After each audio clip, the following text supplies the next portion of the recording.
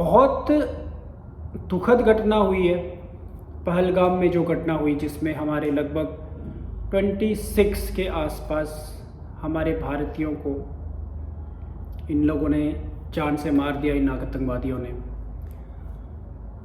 पूरा का पूरा देश जो है इस वक्त बहुत गुस्से में है। बहुत से लोग अपना गुस्सा शो कर रहे हैं डिफरेंट वेज में, विच आई कम्प्लीटली अंडरस्टैंड। गुस्सा तो आएगा ही।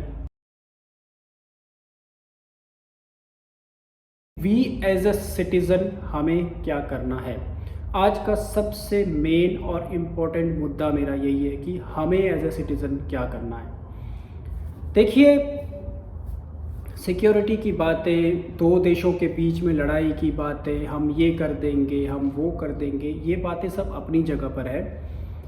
सबसे बड़ा जो लॉस हुआ है ना आज के टाइम पर, वो उन 26 लोगों का लॉस है जिनकी जानें गई हैं।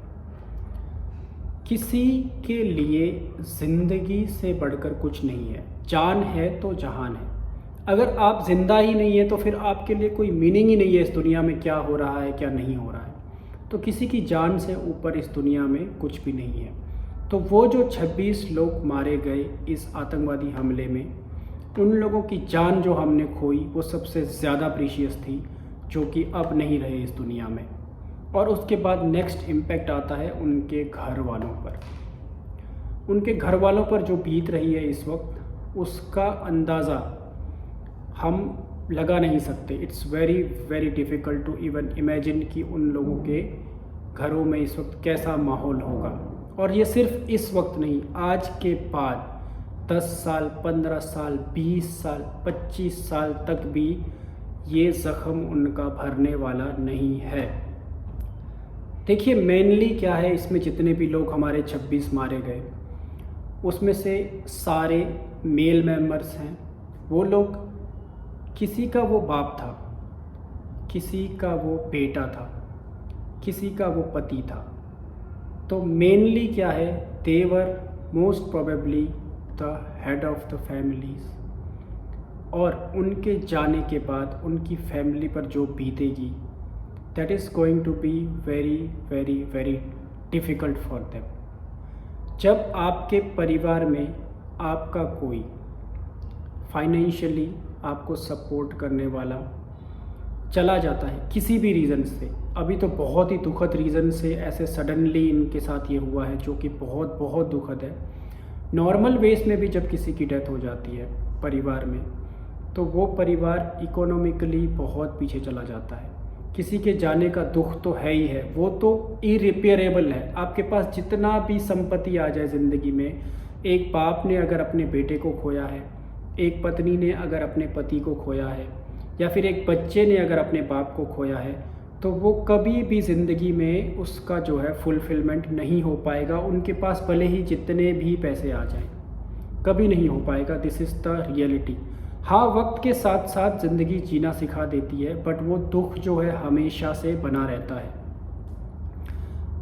मेरा एग्ज़ाम्पल अगर मैं आपको बताऊं, तो जब मैं 8 साल का था तो my father passed away in a accident. आज लगभग उस इंसिडेंट को 25 साल हो गए हैं और अभी तक हमारी फैमिली उस चीज़ से बाहर नहीं निकल पाई है, उस दुखद घटना से बाहर नहीं निकल पाई है कम्प्लीटली, और निकल भी नहीं पाएगी। हमारी जनरेशन नहीं निकल पाएगी। मेरे बाद अगर मेरे बच्चे कभी आएंगे तो उनको ये रियलाइज़ नहीं होगा कि हमने क्या खोया, बट मैं, मेरी माँ, मेरे सिस्टर्स, हम लोग नहीं निकल पाए हैं और नहीं निकल सकते हैं। That is the reality. उसके अलावा फाइनेंशियली पूरी की पूरी एक जनरेशन पीछे चली जाती है। आज मेरी जो फाइनेंशियल पोजीशन है, ये पोजीशन मेरी आज से 20-22 साल पहले ही होती अगर मेरे फादर अलाइव होते। So this is also a reality. तो मैं आपको अपना एग्जांपल इसलिए दे रहा हूँ क्योंकि मैं आपको बता रहा हूँ कि जो 26 लोगों की जानें गई ना, उनके परिवार पर क्या बीतने वाली है। This is reality. और मैं इसलिए बता रहा हूँ आपको क्योंकि आप सबको थोड़ा सा सेंसिटिव होना है उन लोगों के प्रति। अगर तो आप उनको पर्सनली नहीं जानते हो तो शायद बहुत ज़्यादा आप कुछ कर नहीं पाएंगे उनके लिए, या फिर आप बहुत ज़्यादा बिगाड़ भी नहीं पाएंगे उनका, जो कि बहुत अच्छी बात है। बट मैं आपको एक रियलिटी बताता हूँ कि जो लोग उनको पर्सनली जानते हैं, जो लोग उनके रिश्तेदार हैं, क्लोज़ फ्रेंड्स हैं, नेबर्स हैं, उन लोगों से मेरी हाथ जोड़कर एक विनती है कि आप लोग जो है जितना हो सके उन लोगों का साथ देना ज़िंदगी में। अगर उनके घर में छोटे छोटे बच्चे हैं तो उनको एक सही गाइडेंस देना। अगर फाइनेंशियली आप डायरेक्ट हेल्प करना ज़रूरी नहीं है, आप उनको मॉरली सपोर्ट करना, आप उनको इमोशनली सपोर्ट करना। अगर आप उनके डायरेक्ट रिश्तेदार हो तो फिर तो आपका और भी ज़्यादा फ़र्ज़ बन जाता है कि आप उनकी फैमिलीज़ को ऐसे वक्त पे, ऐसे दुखद समय पर आप उनको सपोर्ट करो। और अगर आप उनके नेबर हो सके तो उनके छोटे मोटे काम कुछ करके दे देना। हो सकता है कि उस फैमिली में कोई बड़ा आदमी अब नहीं रह गया हो सकता है उनका जो इकलौता मेल मेंबर है वो उस फैमिली से चला गया हो, बच्चे छोटे छोटे हो, तो उनकी ज़रूर हेल्प करना। यही आपका सबसे बड़ा योगदान होगा इस इंसिडेंट के लिए। इससे बड़ा योगदान आप नहीं दे पाएंगे मेरे हिसाब से। बट होता क्या है देश में, हमारे यहाँ पर मोस्ट ऑफ द टाइम उल्टा होता है। जो मैं आपको बता रहा हूँ ना, इसका उल्टा होता है। बहुत दुखद घटना है। क्या होता है कि लोग ना उल्टा परेशान करना स्टार्ट कर देते हैं। मतलब अगर आपके पड़ोसी होंगे तो वो आपकी टांग खींचना शुरू कर देंगे। वो ये सोचेंगे कि चलो अब इनके घर में तो कोई है नहीं तो इनकी कौन सुनता है, तो हल्के में लेना स्टार्ट कर देते हैं और उनको बहुत टॉर्चर करना स्टार्ट कर देते हैं छोटी मोटी बातों को लेकर भी। कोई जगह ज़मीन का झगड़ा होगा छोटा मोटा तो वहाँ पर टांग अड़ाना स्टार्ट कर देंगे। ये नहीं देखेंगे वो कि उनकी मतलब क्या दशा है इस वक्त। और इवन आपके क्लोज़ रिलेटिव भी, आपके एकदम क्लोज़ रिलेटिव भी आपसे उस तरह से नहीं पेश आएंगे जिस तरह से वो पहले थे। उल्टा वो आप पर ही चढ़ना स्टार्ट हो जाते हैं। तो this is also a fact. तो मेरी रिक्वेस्ट यही है कि अगर आप किसी का भला नहीं कर सकते हो ना, मैं आपको भला करने के लिए नहीं कह रहा हूँ। मैंने जो अभी तक जो बातें बताई कि ये करना वो करना, मत करना, कुछ भी मत करना। भगवान के लिए इतना करना कि भाई उनको कुछ भी परेशान मत करना, बस चुप रहना, बैठे रहना अपने जगहों पर, परेशान मत करना एटलीस्ट, ठीक है। क्योंकि उन लोगों की लाइफ ऑलरेडी काफ़ी मेस्ड अप हो चुकी है। अभी आने वाले टाइम में उनको इस जख्म से उभरने में बहुत बहुत टाइम लगेगा। तो इतना कर देना कि कुछ भी मत करना। So that is the fact. So global level पे अगर मैं बात करूँ, पूरे देश की बात करूँ, तो पूरे देश की क्या रिस्पॉन्सिबिलिटी है? देश की रिस्पॉन्सिबिलिटी ये है कि आप लोग भी छोटी मोटी बातों पर आपस में लड़ना झगड़ना बंद करिए। सबसे पहले आप ये नहीं बोल सकते कि मैं देश के लिए ये कर दूंगा, मैं देश के लिए वो कर दूंगा, और आपके अपने ही घर में कलेश पड़ा हुआ है। बहुत से लोग हमारे बहुत नेतागिरी करते हैं, बाहर निकलते हैं, हर जगह टांग अड़ाते हैं, मतलब सभी के मामलों में उनको घुसना है। पर उनके अपने घर में सब कुछ मेस्ड है। उनके अपने घर का परिवार कोई खुश नहीं है उनसे। अपने ही घर में किसी को 2 वक्त की रोटी नसीब नहीं है। तो देश को तो बाद में बदलना, पहले अपने घर को बदलो। और अपने घर को बदलने से पहले भी अपने आप को बदलो, अपने विचारों को बदलो। उसके बाद जाके ही आप अपने घर का भला करोगे, और घर का भला करोगे तो देश का तो ऑटोमेटिकली ही भला हो जाएगा। तो आप सभी से भी यही गुजारिश है कि छोटी छोटी बातों को लेकर आपस में लड़ना बंद करो, चाहे वो घर परिवार के अंदर ही हो, चाहे वो आपके पड़ोसी से हो, या फिर चाहे घर के बाहर अगर आप रोड पर निकलते हो। तो अभी तो आपने देखा ही किस तरह से आजकल जो है एक बाइक ने अगर स्कॉर्पियो को थोड़ा सा आगे निकल गई बाइक स्कॉर्पियो से, तो वो स्कॉर्पियो वाले ने निकल के पूरे बाइक वालों को ही पूरा मार दिया।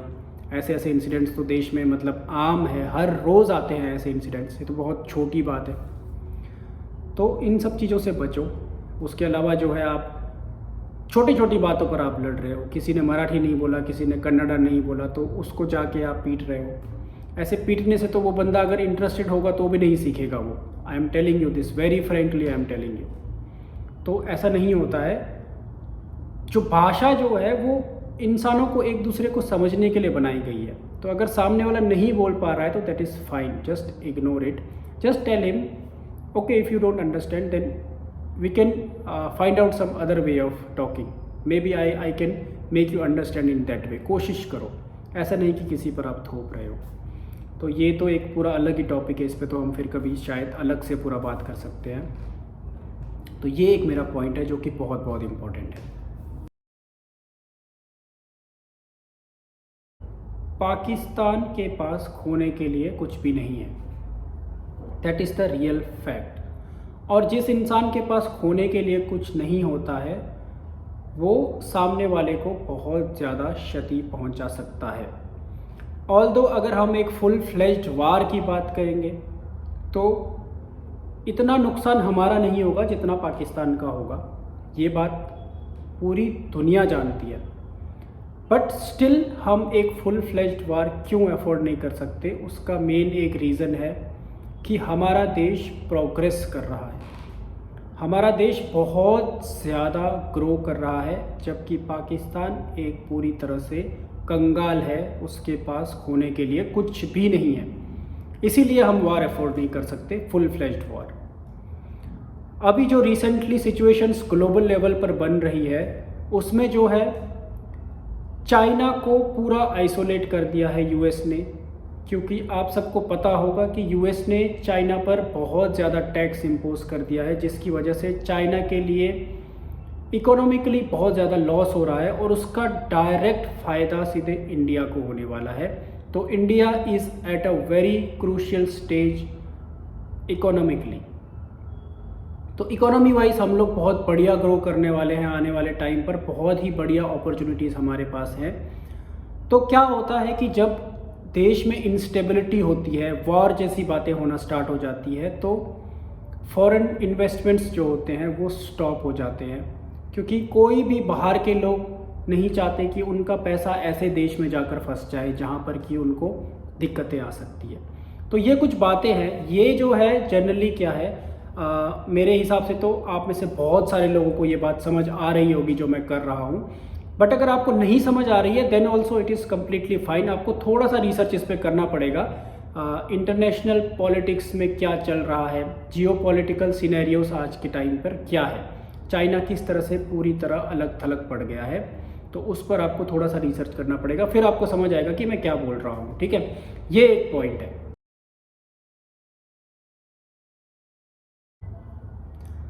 तो हम सबको क्या करना है कि बहुत ज़्यादा एंग्री होकर सरकार के ऊपर बहुत ज़्यादा पॉइंट आउट नहीं करना है, बहुत ज़्यादा सवाल नहीं उठाने हैं। सवाल करना है बट एक कंस्ट्रक्टिव वे में करना है, ऐसे गुस्से में आकर कुछ भी नहीं बोलना है। सरकार जो है कैलकुलेटेड तरीके से अपना काम समय पर करेगी, चाहे उसको मिलिट्रली करना हो, इकोनॉमिकली करना हो। वैसे आप सबको पता होगा कि सरकार ने ऑलरेडी जो है हमारी इंडस ट्रीटी जो थी उसको उन्होंने अभी के लिए जो है सस्पेंड कर दिया है। So this is just a way of telling, actual impact उसका बहुत ज़्यादा अभी पाकिस्तान पर नहीं है, क्योंकि हमारे पास भी ऐसे डैम्स नहीं है कि हम पूरा का पूरा पानी वहाँ पर रोक पाए। बट सरकार ने अपनी तरफ से कुछ सिग्नल्स पाकिस्तान को भेज दिए हैं ऑलरेडी, और पाकिस्तान कम्प्लीटली बौखला भी गया है। पाकिस्तान को तो ऐसा लग रहा है कि भारत सरकार जो है कल के कल ही हमला कर देगी, और उसने क्या है अपने जो इनके बड़े बड़े लोग हैं इन्होंने तो अपने कुछ फैमिली मेम्बर्स को देश से बाहर भेज दिया है। इतना डर का माहौल पाकिस्तान में है। तो मेरा कहने का ये मतलब है कि सरकार अपने हिसाब से जब करना होगा तो वो कदम लेगी धीरे धीरे सोच समझ कर, ऐसे गर्म दिमाग से काम नहीं चलता है। इन सब में सरकार जो है कंटिन्यूसली बड़े बड़े देशों के डिप्लोमेट्स को अपने ऑफिसेस में बुला रही है, सबको कॉन्फिडेंस में लेने का ट्राई कर रही है। तो मुझे भी ऐसा लगता है कि कुछ बड़ा होने वाला है, जितना मैं समझ पा रहा हूँ इस चीज़ को, इसका पता हमें आने वाले टाइम पर लगेगा। तो वी एज ए सिटीज़न हमें बहुत ज़्यादा गुस्से में आकर कुछ भी नहीं बोलना है, धैर्य रखना है।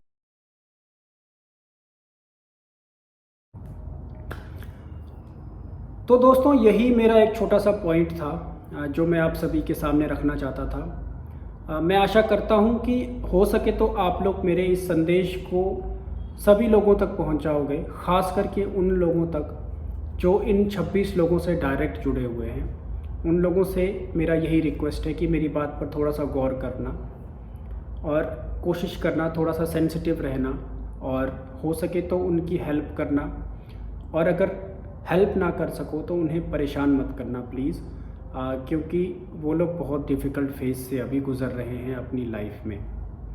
और देश के लोगों से मेरा यही निवेदन है कि आप सब धैर्य बनाए रखिए आप लोग कुछ भी काम कर रहे हैं अपने फील्ड में, अपने काम को अच्छे से कीजिए। ज़रूरी नहीं है कि देश की रक्षा करने के लिए या फिर देश में एक बड़ा योगदान देने के लिए आप डायरेक्ट बॉर्डर पर जाकर लड़ो, ऐसा ज़रूरी नहीं है। आप कोई भी फील्ड में काम कर रहे हो, जैसे मैं एक बैंकर हूँ, अगर मैं अपने बैंक में अच्छे से काम करता हूँ, अपनी पब्लिक को, जो मेरे कस्टमर्स हैं, जो लोग मेरे बैंक में अपना अकाउंट खुलवा कर बैठे हैं, उन लोगों को मैं अगर एक अच्छी सर्विस दे रहा हूँ तो मैं इनडायरेक्टली देश की ही सेवा कर रहा हूँ। तो आप लोग किसी भी जॉब में हो, उस जॉब को अच्छे से कीजिए, क्योंकि उस जॉब को करने के आपको पैसे मिलते हैं। और अगर आप उस जॉब को अच्छे से करोगे तो धीरे धीरे हमारा समाज जो है अच्छा बनता जाएगा ऑटोमेटिकली। तो ये एक मेरा देश के सभी लोगों से एक संदेश है। बाकी सरकार जो है अपने लेवल पर एक्शन लेगी, जब समय आएगा तब सरकार बहुत अच्छे तरीके से जवाब देगी, मेरा पूरा इस बात पर विश्वास है। तो इसी के साथ अभी मैं आप सभी से विदा ले रहा हूँ। किसी और दिन फिर किसी और टॉपिक को लेकर आप सभी के सामने अपने विचार प्रकट करने के लिए ज़रूर आऊँगा। तो तब तक के लिए जय हिंद, जय भारत।